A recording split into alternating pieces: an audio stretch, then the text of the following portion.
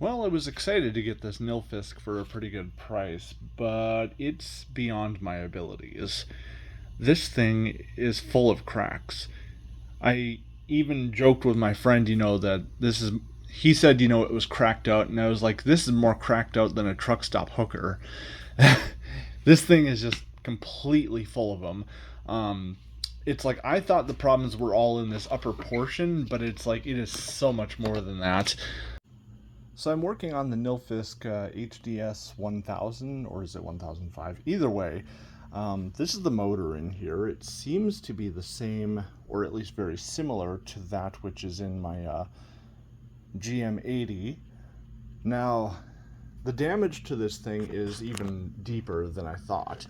So I would describe this unit as like catastrophically damaged, because, it's like we saw this cracking on the outside here, but it's like what we didn't see was the cracking that ran from like there to there to there to there, and then of course now having washed it, I have that electrical tape removed, and you can see, it does go through to the inside. And yeah, it's like clearly they had attempted to super glue this, but they had done a pretty spotty job on it, which would explain why this unit's power seems so low compared to like the GM80.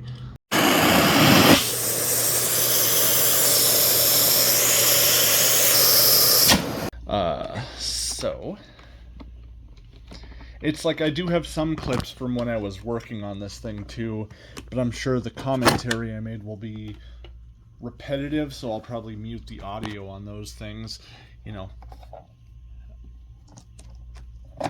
So the HEPA filter is new. I'm gonna take it out of this after the tests, and because there's no point in wasting it. Fortunate too. This is a HDS, which I'm assuming dual speed, but I've also seen these under the GD1005 name, and we have a filter there, very similar motor chamber to like the GM80, and this doesn't always like to go back into place. There we go. Paper bag. I think they make HEPA replacements, but yeah, it's like this bag collar was completely separated from here, and there is a split all the way through the body, and this appears to be kind of a weak point for the machine, because there is another one of these that's just a single speed that's on eBay currently, and that one has the same crack that runs along here. And it's like I've tried to use like different plastic bonding agents and super glue and just whatever to try to get this machine back in one piece and get it working. But with all the damage to this thing and it continuing to break, because I thought I had it back together and I was testing the suction, put my hand in front of here, and there was a big snap. And it was this giant crack right here that had come apart again. So I just don't think this machine is really savable at this point.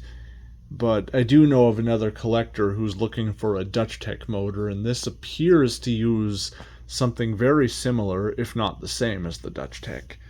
So I can at least give another machine a new lease on life. And of course, having Nilfisk tools for this thing, including a turbo brush and some hand tools, those will be just fine for my GM80. Alright, so we'll start with our electrical measurements, and I think we'll start in the low speed mode. Yep.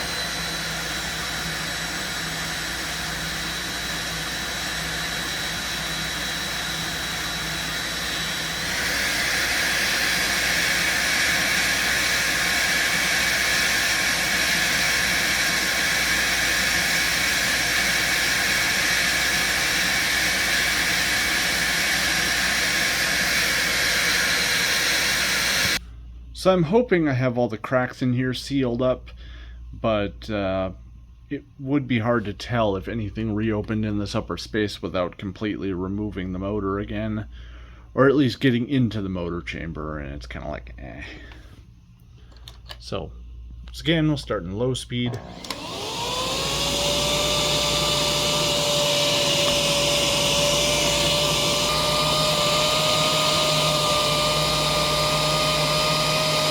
Switch it to high.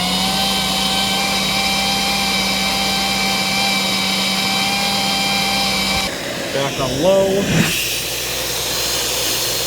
It does have a suction relief valve. High.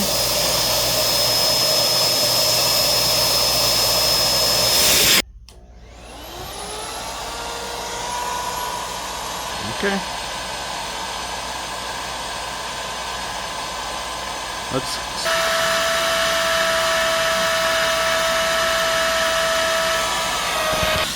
Now we'll do the hose suction, and because this has kind of a slant to it, I'm going to stick with the flat side.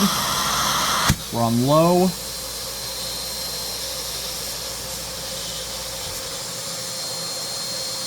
We do have some leakage from this collar here. If this is pulled back, it leaks.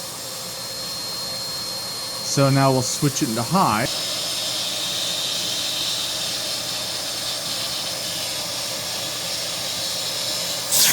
Alright, we got the machine over there. I got the low speed setting on. So we'll just...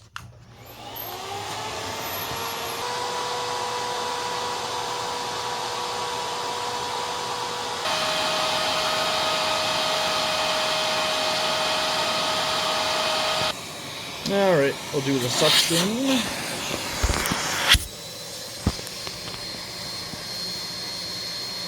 Right about where we have been.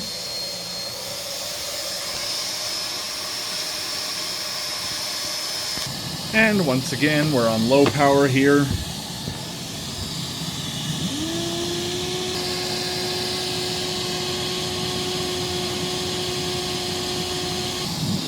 And just like any straight suction tool, we got leakage around the neck, we got leakage around the pedal. There's always leakage around them, but that's to be expected. Now we're on high, you can tell there's an increase in its flow.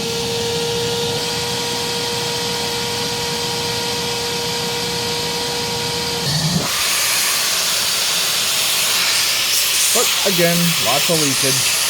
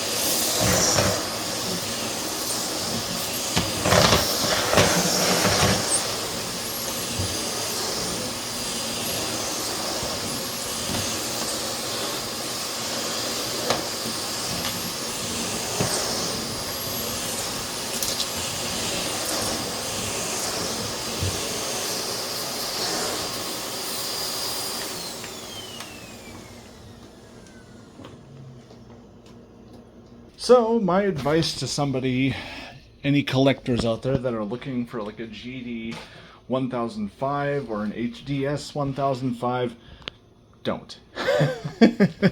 I mean, it's obvious, you know, from the amount of flexing in this thing, and, you know, seeing the very few samples out there I have seen, you know, that are already broken. These things have issues.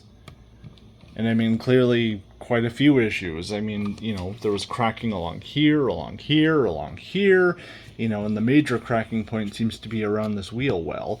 So, I mean, there's stress points in these things, and, you know, it cracks under its own suction. I don't know, you know, if this is just due to weakening of plastic as they age, or what the issue is. Or if it was, you know, just kind of an well, I suppose, you know, a large amount of flexing in the plastic over time, it's probably the issue. It's unfortunate, you know. It's like, this is a nice quiet machine. It's got a fair amount of power to it. We'd probably see even more power if that suction relief valve weren't present, but this thing would probably be far more damaged if it wasn't present. So it's a trade-off, and it's unfortunate, but there's no value in this thing. Because, I mean, it's being held together with super glue and tape. And, you know, like I said, I know somebody who would probably get more use out of that motor in their Dutchtech. So it's going to get parted out, and I'm going to keep what I can for my GM80.